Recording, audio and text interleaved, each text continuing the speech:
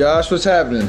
How you Oh, doing? not much, man. Just so appreciative of you taking your time to join us for the next 3 hours. Just kidding. But it's really, really kind of you. And I know you and Rex have a good little history. I'd love to hear a little bit about that. Rex? Absolutely.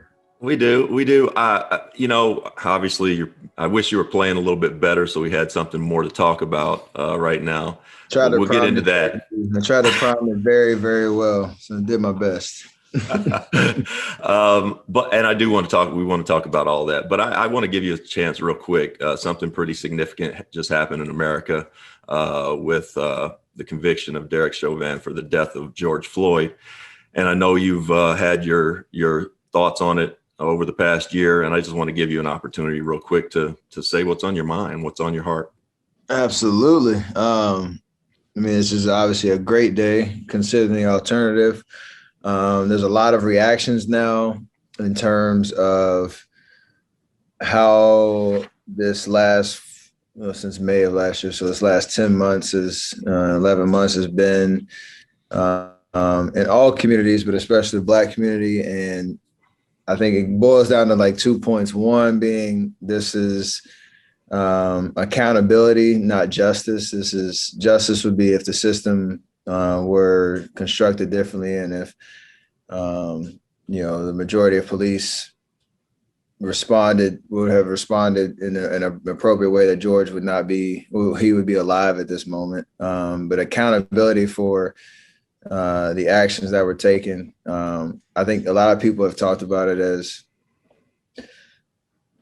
if you're holding your breath after watching that court case and still not convinced that these guilty verdicts would have been brought back, that speaks volumes for how much progress we still have to make. So this is great. This is how it should be, and we should celebrate this, but we should not let our foot off the gas pedal in terms of what we have all done and stepped up and held ourselves accountable to, our communities accountable to, law enforcement, politicians, everybody that has an opportunity to impact change. Like, this doesn't mean we succeeded. This means we're headed in the right direction, but to keep pounding the pavement. So I would not want to have seen our country if the alternative had happened. Let's just say that.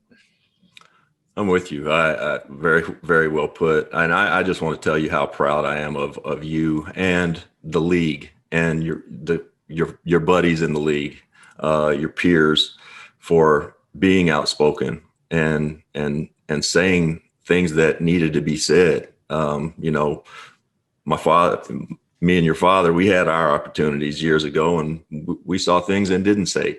So I know how difficult some of this stuff is, and I really want to tell you how much it means, not of course to me, but just how much you're being vocal and being out there and being educated on these topics, what it means in society, in American society right now. So thanks. 100%. I appreciate it. I appreciate it. The interesting part is it might not have been the status quo of athletes in all sports, whatever, to speak, but there is a generational change of social media that and just the platforms that we have that our impact and our influence and the carry of our voice is way different. And so, as like you said, fathers and mothers and family members who raised us to see the world a certain way did their job in that respect, and now it's on us to carry the torch of who we know ourselves to be and our communities to be. Then now, how do you infuse that with the platform that you have? So it's a great time to be alive in that respect. So we're gonna do our part. Very well said. Well, let's talk some hoops. I'll give a brief overview. We know each other. I can't believe you're 33 years old now. I've known you for 33 years was my rookie year. And I can still, honestly, I want to know how much you remember about your grandfather. Because I can still remember, we had you guys had 4 tickets, your family had, and I had 4 tickets right next to you, but I didn't know anybody. So you guys really had 8 tickets there. I would look up there and I would see you sitting on your grandfather's lap, at 1, 2 years old.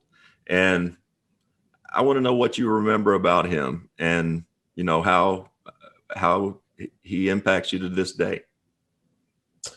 I think knowing just his presence, patriarch of the family and whatnot, and what he instilled in my dad has carried down, to me and my brother and my sister. But the way that you spoke about him, and he passed when I was 3.5, the respect of which people talk about him and the way that, our entire family reveres the name Jack is, it says enough in and of itself. There are vague memories for me of, watching or him being in the backyard of my grandparents' house in Grottoes, Virginia, trying to dribble a basketball on some loose pavement and ball going everywhere, and him being there. Just the way that my dad talks about him. He was a presence that you can't really escape, and it's a really powerful thing. And even to the point now, like I said, he passed when I was 3. But when I had my first son, there was no doubt I wanted to pass down, that name to him. And so my son's name is Ken Wardell Jack Curry. And it's a pretty special honor to be able to pass on his legacy to a new generation. So still can go back to Grottoes and see the hoop that my dad learned how to shoot on in the backyard. My grandmother still lives in that same house. So, eternally grateful for, the principles that he's passed down, to me through my dad. Your dad is that way. Your dad has that presence, and I see it. We all see it. He's your dad, and you might not see it that way, but it's the same. It's just a sort of when he walks into the room, everybody knows he's there, and the room is a better place. Absolutely. Jump in, Josh. What you got for Stephen? Well, I mean, I'm scared to death because Rex alluded to it earlier. You're playing really well, like all time, unbelievable. The talk of the internet, the world, the TV. And I feel like I'm going to be the asshole in the dugout with a guy throwing the no-no that's like, hey, your shoe's untied. And the rest of everyone's like, shut the fuck up. Get away from him. So I apologize that I'm having to do this, but I'm so excited. I just want to ask you to get into something. 2 questions, both of you and Rex. And just, this isn't to be talked, but just spit it out. Like, who do you think the best passer ever in the NBA has ever been?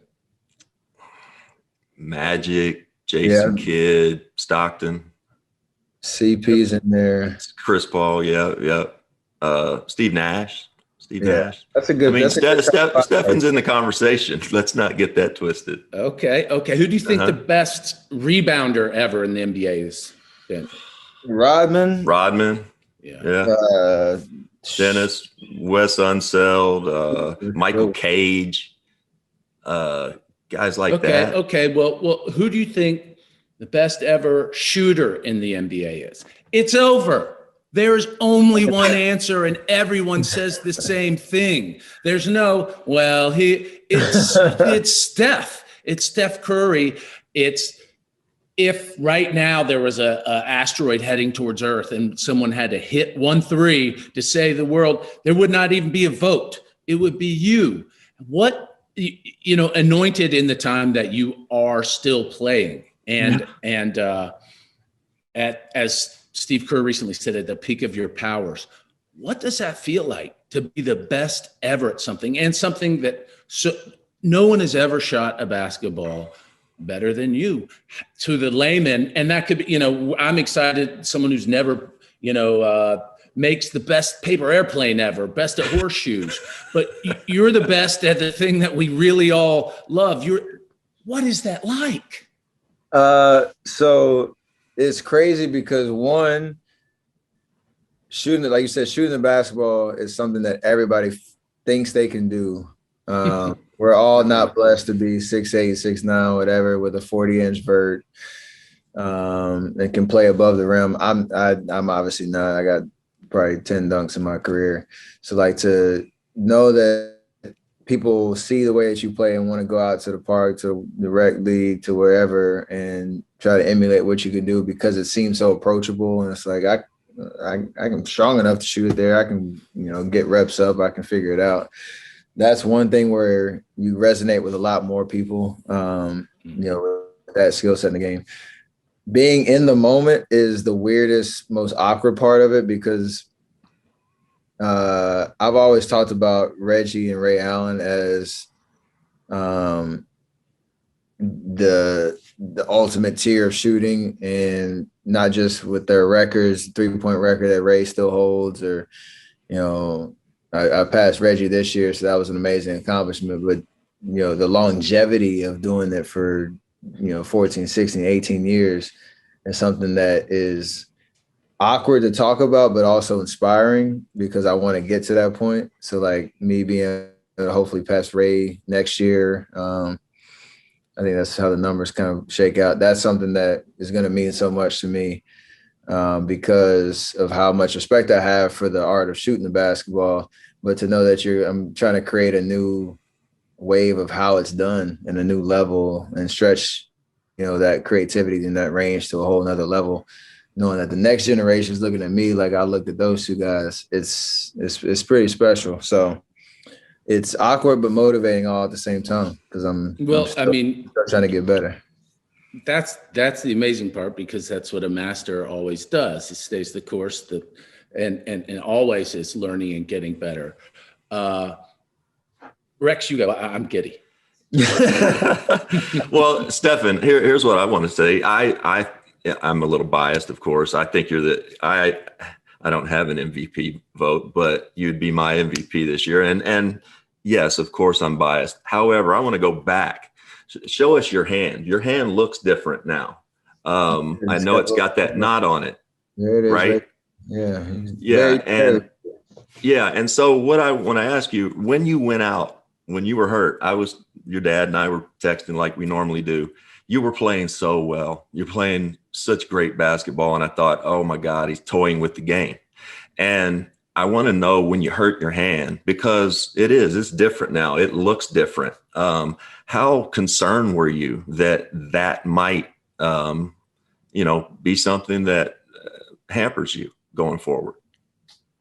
I mean, I know you played a long time in the league. Anytime you get injured, there is a little bit of doubt of whether it's significant or not. It's like, I want to get back to full strength, and however long that takes, you got to be prepared for it. And I had 2 surgeries on the hand, and I had some numbness that came with the actual injury that was kind of tough to. Sorry, there's a siren going on in DC. Oh, good. There's a surprise. There was a huge trust and faith factor that I could get back to 100%. It took almost 7 months for full feeling to come back. But I knew if that happened and the time that I had to work on my body and, make sure every other piece of the puzzle was in the right shape, that, I could come back, stronger and better, more efficient than I left the game. And I didn't know about the pandemic coming, so I spent 4 months leading into playing a glorious 1-game return before the shutdown happened. And then I had another basically 7-8 months before, the next season started because we didn't get to go to the bubble. So to your point, it was a little bit of a doubt of if I can't feel my 2 fingers on my left hand, like that's going to be a problem. But once I got through that hurdle, it was like, all right, I have to really take advantage of this window of time to, get my body in shape, get stronger, get more efficient with every movement, work on my skill set that I could come back with fresh legs and not be your normal 33-year-old coming back, on the court. And so I took advantage of it, and hopefully that'll give me some more runway in this prime that I'm in. Well, I mean, the tear you're on, averaging right at 55%, 40 on 55% shooting. I know I was speaking with Ray Ritter, your guy Ray. Yeah. All thanks for him to getting this set up. You 40 on 55% shooting. The last person to do that over a 10, 11 game stretch was MJ 31 years ago. And your dad and I got to see that up close and personal. And when I say that, it was great playing against Michael. However, at the end of every game, you could walk away if you wanted to going, he's just physically more dominant than we are. He's bigger. His hands are bigger. You're doing this at your size, and you're playing through and around teams, and yeah, from the perimeter over teams, but not over at the rim. How are you doing this? I mean, a lot of it is probably, hand-eye coordination, footwork, and all that. As a shooter, you're blessed with a certain level of just natural skill, but then you add to that with the work and the reps and, the pursuit of like perfection in that respect. But a big part of it too is the conditioning aspect of the game that I was watching some old school Pistons, Denver Nuggets. It's like the highest scoring game in NBA history. I think like early 90s, and just watching the pace of the game. And I'm analyzing, I'm like, I cover so much more ground, in an average game than what I just watched in that NBA Hardwood Classics. And a lot of that is to my advantage because, like you said, there are a lot stronger, faster, more athletic guys out there, especially defenders that can try to make your life miserable out there. But I try to counter that with never staying in the same spot, for more than a second, covering as much ground as possible and trying to, never get tired. And over the course of my 30, 45 minutes, wherever I play a game, you're going to tire other guys out and you're going to find more space on top of just being able to use your ball handling and, court awareness and IQ and all that type of stuff. So, but the biggest piece for any young kid that's playing the game is be comfortable with who you are as a basketball player too. I had some temptations of like, I wish I could just dunk, or I wish I could just drive down the lane. And you always get fascinated by what you can't do. You've got that sneaky athleticism. I know that. might have a little taste of it, but the bigger point is like, yeah, you always kind of just like, I see LeBron, you're like, I wish I could do some of the stuff he can do physically. And you kind of can get wrapped up in and distracted by that. But at the end of the day, like, I am my own type of basketball player and got to do what I can to be successful. So that's, I guess that's the message. Hey, to that end about you,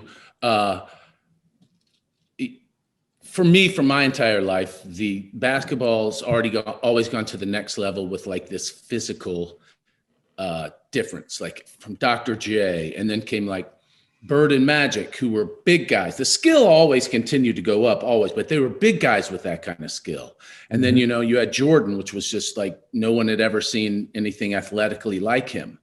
And then Shaquille came into the league and no one knew. It was like, this is a different thing. Then you got LeBron coming in, who's like Karl Malone, but like Jordan, this physical presence all the time, skill getting better. But to me, you were the first time that the evolution of the game branched out towards skill, simply skill, not like, oh, he's the fastest, bestest, and most skilled. And where do you, because of that, now you see people say you've revolutionized the game. You've heard that a million times, and you have. It's a different game. And now other people are following suit and shooting these long three-pointers. Where do you see the game going? Like, I know this sounds like an old man, but do you think there will be a 4-point play someday? Also, the evolution of the player next. Is the next evolution going to be someone that can try and have your hand-eye and work ethic and shoot, but is also Vince Carter like what's next for the game and for the players? Or can they just shoot it left-handed? Just, I mean, maybe that's it. Just pull left from 35 whenever you want. What is it? it's a good question. Like, if you ask somebody 30 years ago, when somebody made like 400 threes in a season, they would say, hell no. Like, it's not even. You say shoot 400 threes, or you say make? Right. Which one? Right. Yeah. And you're allowed to shoot 400. What is a 3-pointer? I feel like the game kind of will. My prediction would be there's going to be somebody that has literally everything to like the greatest level because they've seen everything. They're going to be blessed with athleticism and height and strength and all the physical attributes you need.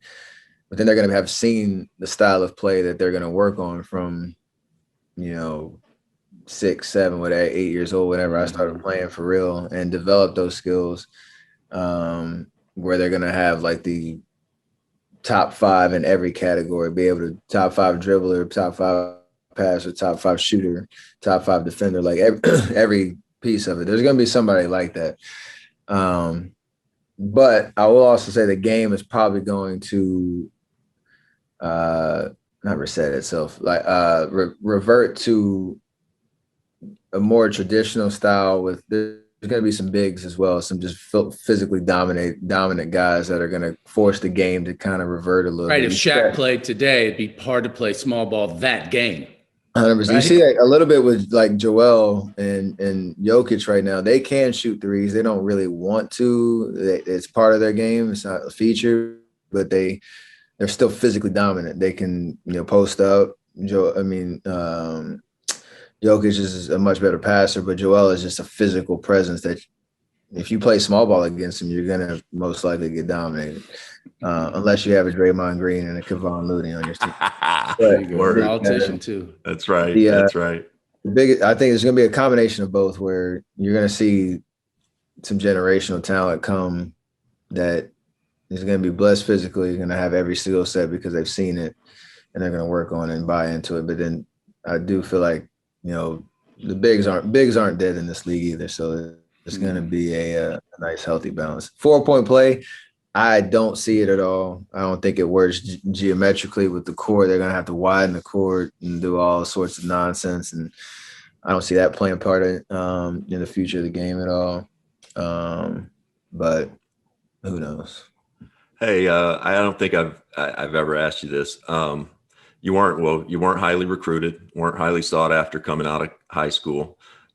Do you remember the guys that made the McDonald's game? Your year? It's so crazy. I was so far removed from it. Like I don't even remember like looking at the list because it wasn't even on my radar. Right. I was like a friend guy. I was like, I didn't make it. Who made it? What even that? Hey, so all right. So you read the list. I'd love to know. Yeah, I know. We should come across that. But beyond that, at what point, Stephen, did you? And I know you were hungry, and you were trying to prove yourself at Davidson constantly. At what point did you feel confident and comfortable that you might be able to make some money playing the game of basketball? There's always the dream from the time I was probably 8 or 9, where you're like, I know what NBA basketball is and I want to get there.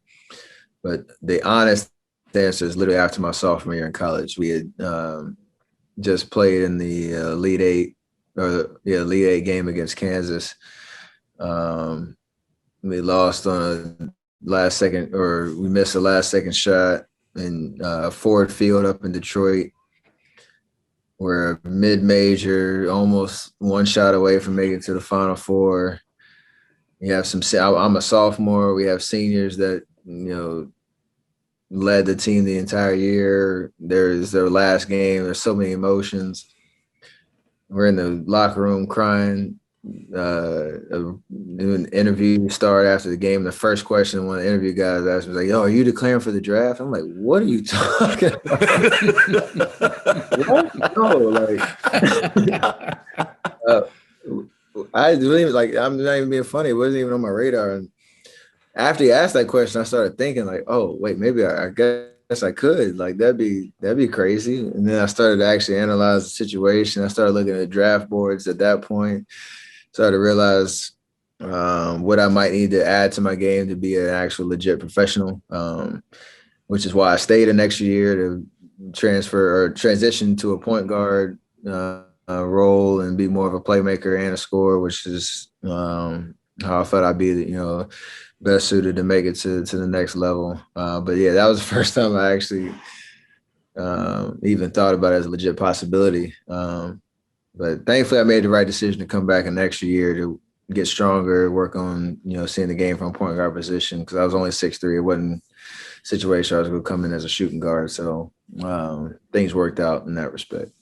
You mentioned that run, that Davidson run. That was an all-timer. And it was so much for everyone to see because no one had heard really of Davidson for that much. And for you, not really at all. I know real basketball people knew and because you were a scoring elite guy, but the nation, after that run had ended and you walked, back onto campus or out, how was your life different from that? Was that the moment you were like, everything's changed? 100%.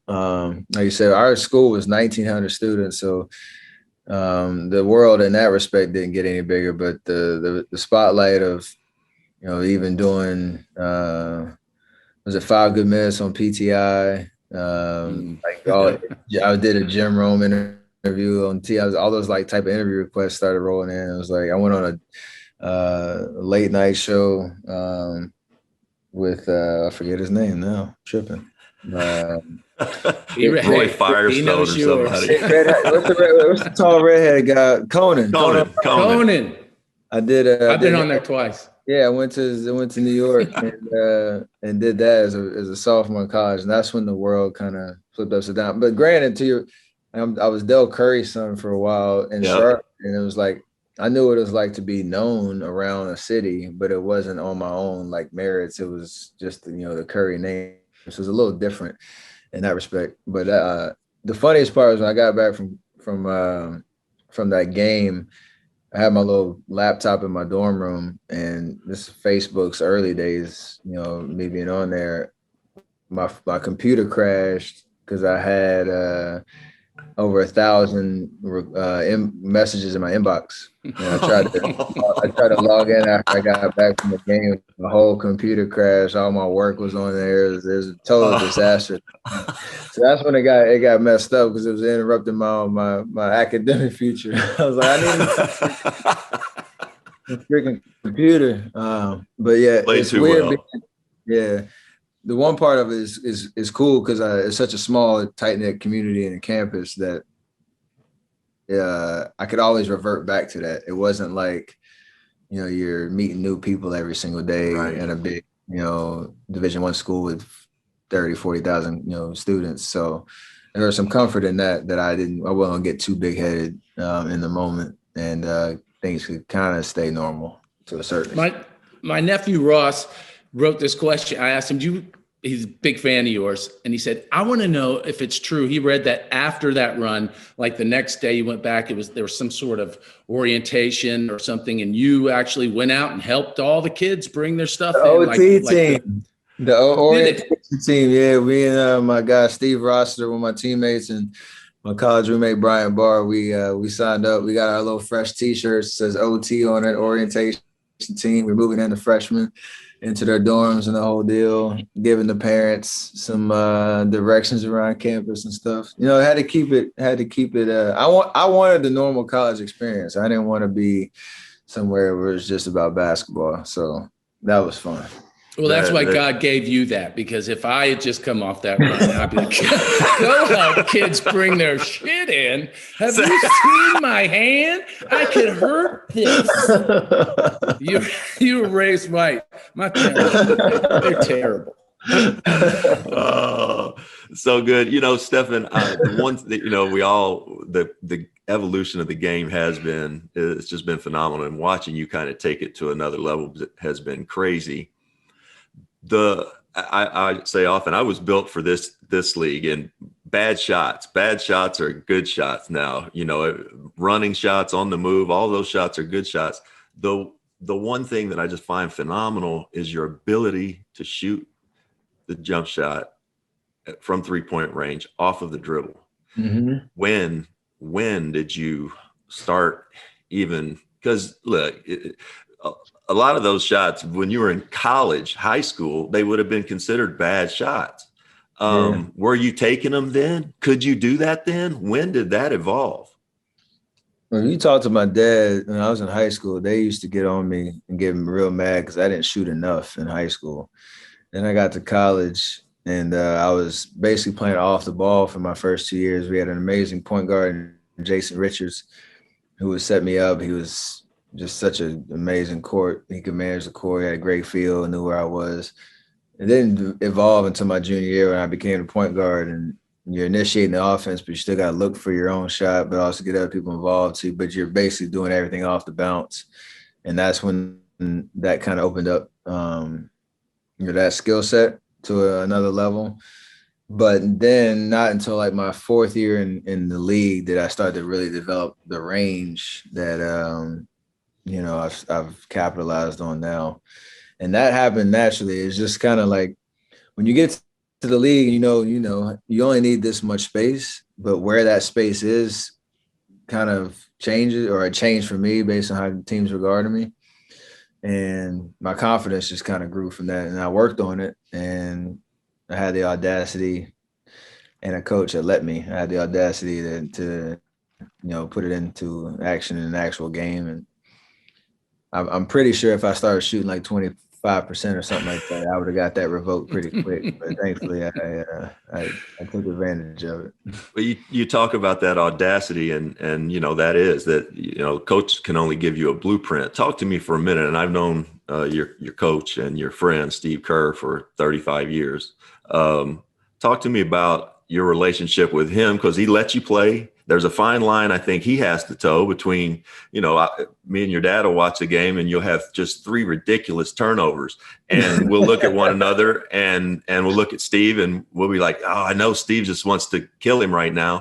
But he knows that he's walking a fine line there, because he's got to give great players need the freedom and the liberty to make mistakes. Talk to me about your relationship with him as a player, and then away for a little bit as a person. Well, I have to start with the person, because that's how our that trust and that communication started. As one of the lead guys on the team, when you have a new coach come in, it's kind of awkward at first, because we had a certain level of success, and he's coming in trying to, like you said, give us the blueprint of how to get over the hump and become a championship contending team. And this is how he wants to make a couple changes and all that. He came in with such humility of, he's like, I know you guys are a great team. I know you've had some playoff success. He's like, I'm just trying to tweak a few things that I feel like, based on his experience and what he saw were our best attributes that could unlock, us getting to the next level. And sometimes you have coaches that kind of want to be the hero and say, I did this, I brought in, these specific changes, and this is what's going to get us there. He's like, it's just a different, entrance, if you will, of like how he wanted to, take our success and our foundation as a great defensive team, a really talented offensive team, and unlock it. And that for me kind of disarmed me a little bit, to be like, okay, I can roll with this, because you know how much I love Mark Jackson at the time too. It was a big change for me. So it started there, and then you see how he handles people, how he manages people, how he talks to people, how he finds ways to make sure everybody knows their role, and get them to buy into it for the betterment of the entire team. And that meant a lot. And then on the court, a lot of that's just kind of the trial by fire. We put in our motion kind of system, and he knew that was going to allow us to have, everybody involved, create, good shots, feature me and Clay, as a great backcourt. And there was that one video or one highlight of, I think I hit a shot against the Clippers, and I did like 7 dribbles between my legs, came back to the top of the key, Clay was open on the right wing, but I was in such rhythm, I just turned around and shot it. And you see him over on the court. What is it? And then I make it, and he puts his hands on his head. He turns around, he just walks back. I think that's when I broke the system on what is a good play or good bad shot conversation. But there is definitely a give and take on. I just need to be creative, be myself, have the confidence in the flair that I play with Clay, Draymond, and all the same, and just be mindful of what we're trying to accomplish and how we're trying to go about things. And obviously the success has been proven. So it's been a really good ride with him. Got a dog in the back. Sorry. Love it. German Shepherd. So you've talked earlier in this conversation about, staying hungry and working and keeping up your craft and constantly getting better. And your athleticism seems to be, to the naked eye, maybe as good as ever. You seem to flow so well, but at some point, those two lines intersect, and then they begin to diverge. How close are you there, do you feel? I know it's tough to even contemplate as an athlete. And because that eventually happens, do you enjoy these type of runs that you're on now, these hot streaks, more, or appreciate them more than maybe you did a few years ago? Great questions. I feel like it's almost an impossible question to answer, because if you asked me, 5-6 years ago, how would I feel as a 33-year-old running around with a brand new team? Like, I would have said, I'm still in my prime. I'm probably right in the middle of it, or whatever. And then I'm thinking now, you look at, how certain guys or certain veterans have sustained that level, at this stage in their career.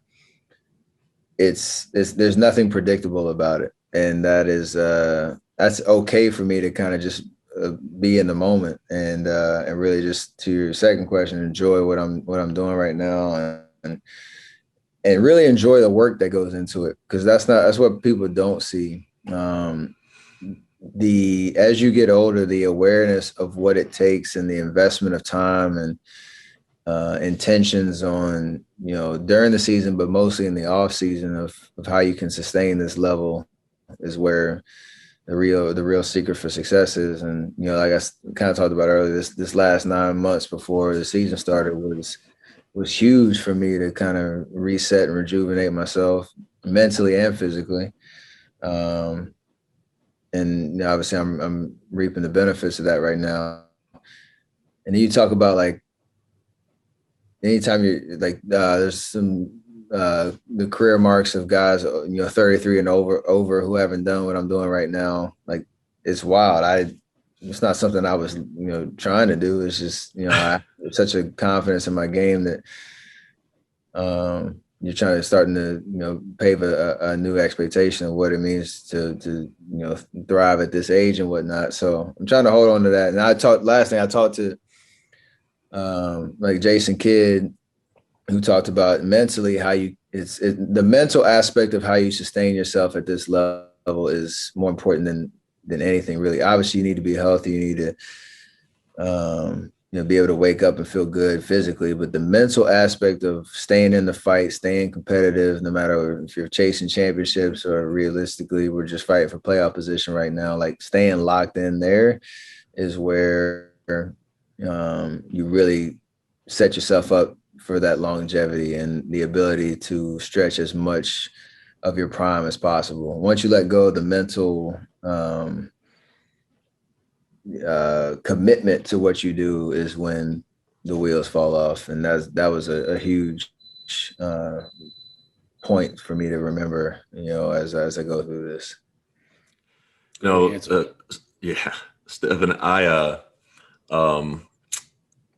so much we want to hear about from you and ask you, but I know there's plenty of stuff you're passionate about. One is your foundation, Eat, Learn, Play. And you guys have fed some 16 million meals since the pandemic started. Talk a little bit about that, please. It's a special foundation, like you said, where me and my wife, we've tried to find our collective philanthropic, mission and vision. We've done so many things in the community over the years, but we never did anything together where we could combine our mutual resources and connections and interests in terms of how we want to impact the next generation. And Eat, Learn, Play was, what came of that. And we launched it back in June of 2019. And, fast forward from there, 8 months later, the pandemic started. And our three pillars of focus, Eat, Learn, Play. The Eat pillar was one that was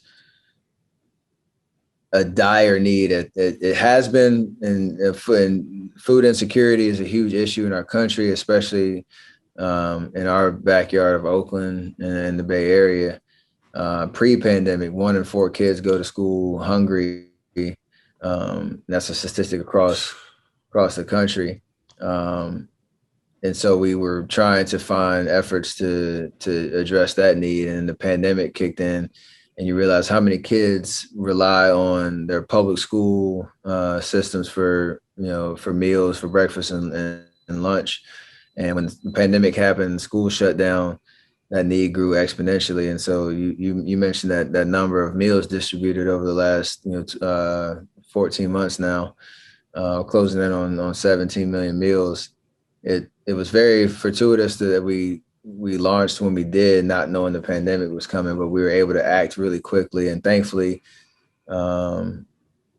because of amazing partners that we get to work with, the Alameda County Community Food Bank in Oakland, World Central Kitchen, who's a national program with Chef Jose Andres, who they show up and put programming structures in to get meals distributed to the right places, reopen restaurants, and get some of the workforce back into business, and then help address some of the food supply issues that were arising on a daily because of the pandemic. And so they've been a huge partner as well.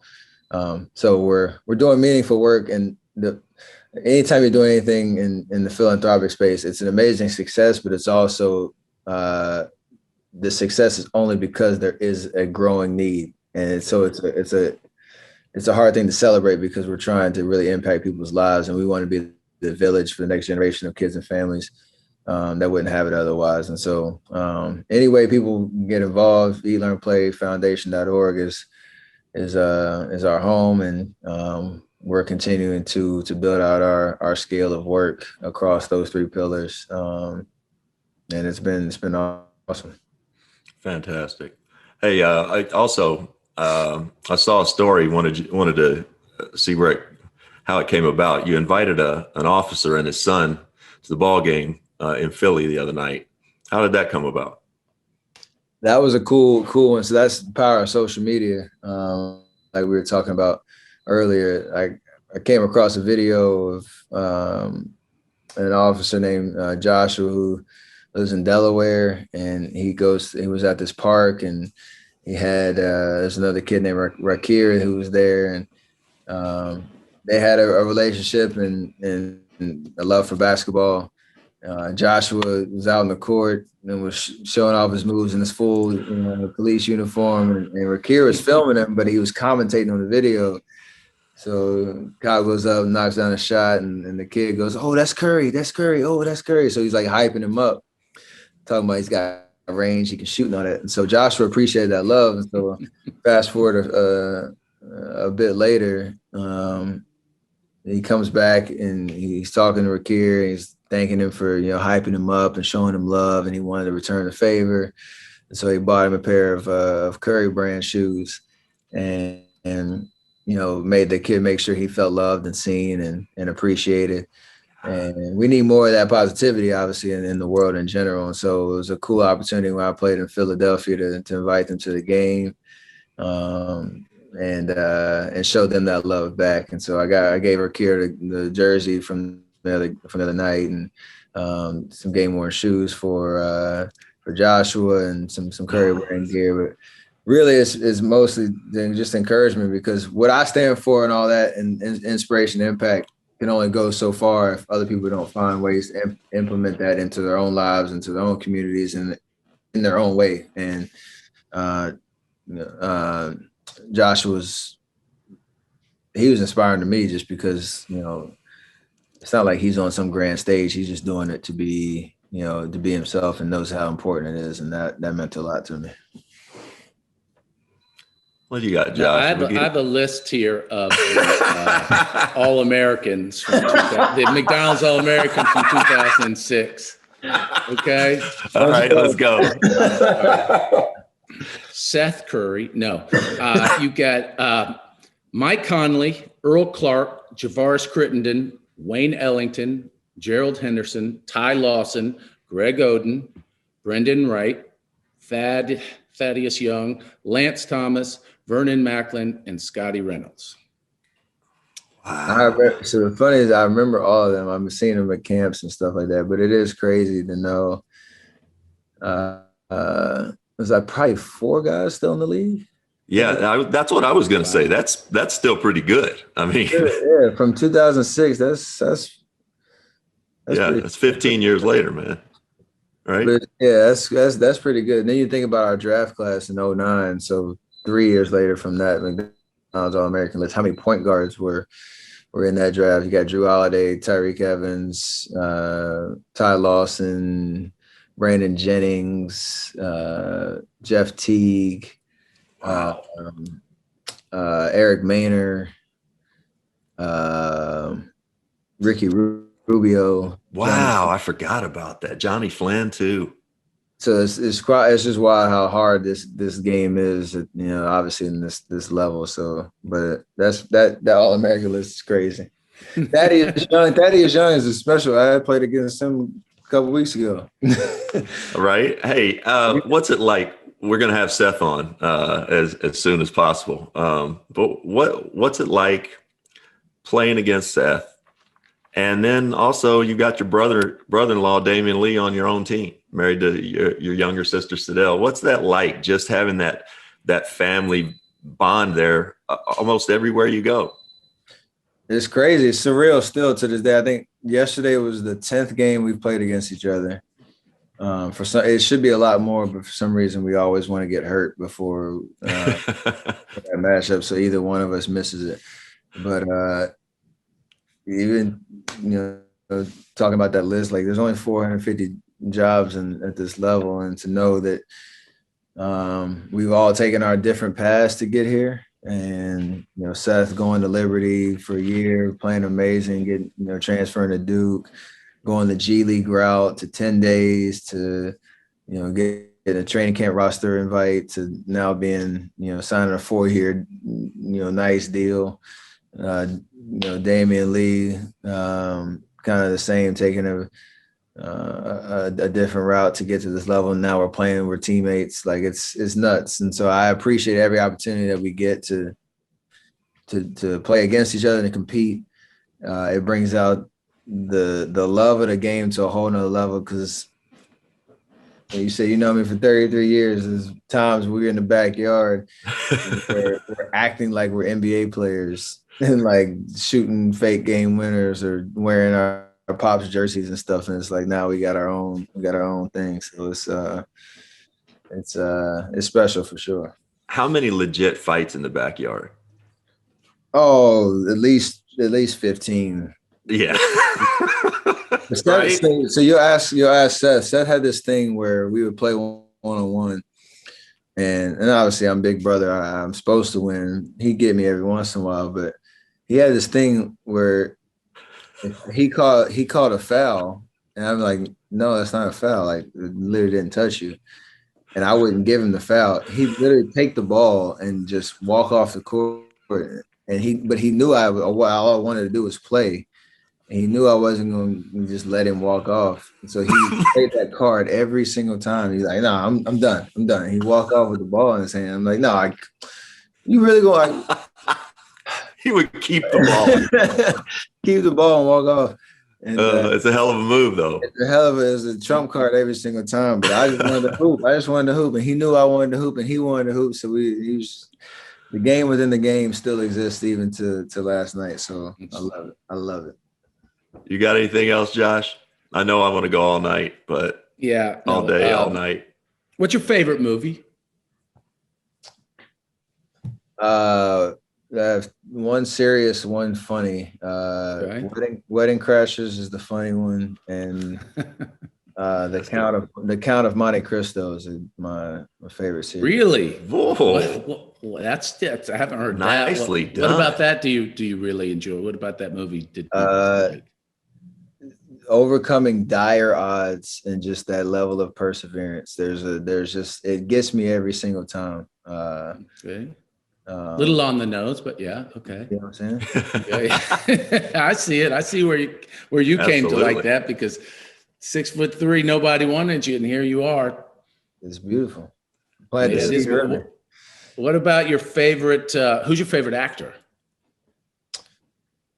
Ooh, that's a good. You Jamie. got actor friends, remember. Be careful. Mm, No, I got Jamie Foxx. He's up there. that's he's a good probably- one. Yeah. All right, front row center to any concert, any performer, anyone you want to see, dead or alive. Who is it?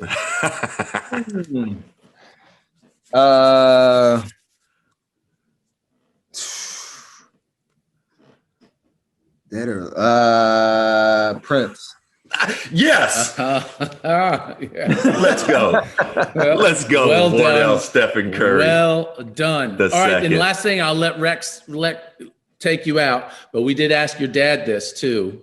And like I said earlier, if one shot to save the world, one 3-pointer, and it can't be anyone named Curry, who do you got to save the world? Klay Thompson. Now, Woo! Clay, That was fast. boom. That was Yeah. fast. He didn't need anything else. Well done. Anything else? Okay. Well, buddy, Wardell Stephen Curry II, thank you so much. I love you, buddy. Come back sometime. Do it again. Stay on this roll and continued health. Real quick, are you the MVP this year? I mean, I gotta be. Okay. All right. I do probably it. won't get it, but I mean, whatever. No, don't say that. Keep We're going putting like it out this, there. and that nobody will be able to. I'm just You setting. keep I this like, going, I like it's to be over. dramatic sometimes, so I'm just setting the table. I know you do. All right. Love you, buddy. Thank you. Y'all too. Thank you Continued very health. much. Appreciate the time. Absolutely.